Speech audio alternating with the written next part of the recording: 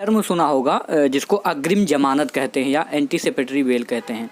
तो इस बारे में आज हम लोग बात करने वाले हैं। सुप्रीम कोर्ट ने 1978 में एक बहुत ही अच्छा जजमेंट दिया। उसमें सुप्रीम कोर्ट ने कहा कि jail is an exception and bail is an norms.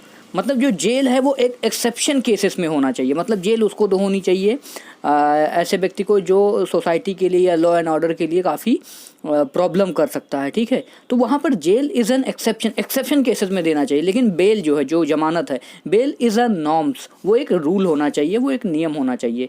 दो बेल भी एक राइट नहीं है, इतना आपको याद रखना है कि जमानत किसी का अधिकार नहीं है ना, तो ये भी आपको ध्यान में रखना है। But jail is an exception and bail is a norm.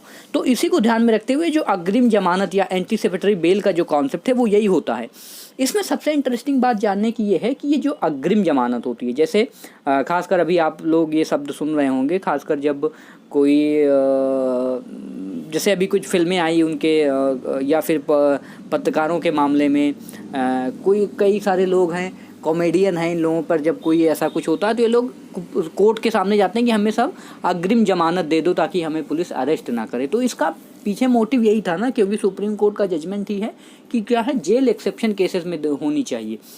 अब द पॉइंट इज़ कि ये अग्रिम जमानत जो होती है इसका ड्यूरेशन क्या होता है। ड्यूरेशन मतलब कितने टाइम तक या कब इसको आदमी अप्लाई कर सकता है। तो देखो, अभी तक इस पर कोई रूल ऐसा सच बना नहीं है।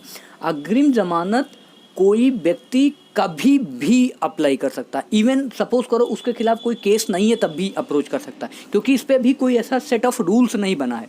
यानी केस के दौरान भी वो जा सकता है, जैसे कोई इन्वेस्टिगेशन किसी XYZ के खिलाफ चल रही है तो XYZ इन्वेस्टिगेशन के बीच में भी कोर्ट जा सकता है कि इस तरह में पुलिस जो है अरेस्ट कर सकती है। इसलिए पुलिस अरेस्ट से बचने के लिए वो कोर्ट का दरवाज़ा खटखटा सकता है और कोर्ट उसे इंटरिम या एंटीसिपेटरी बेल दे सकती है।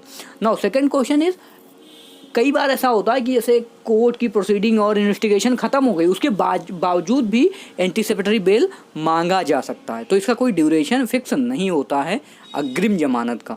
तो दिस इज़ ऑल अबाउट अग्रिम जमानत और एंटीसिपेटरी बेल। आई होप आपको कुछ समझ में आया होगा। बहुत दिनों बाद ये कोई लॉ का कॉन्सेप्ट मुझे लगा कि इसको डिस्कस करना चाहिए। कई सारे लोग अप्रोच करते हैं और कोई भी अप्रोच कर सकता है।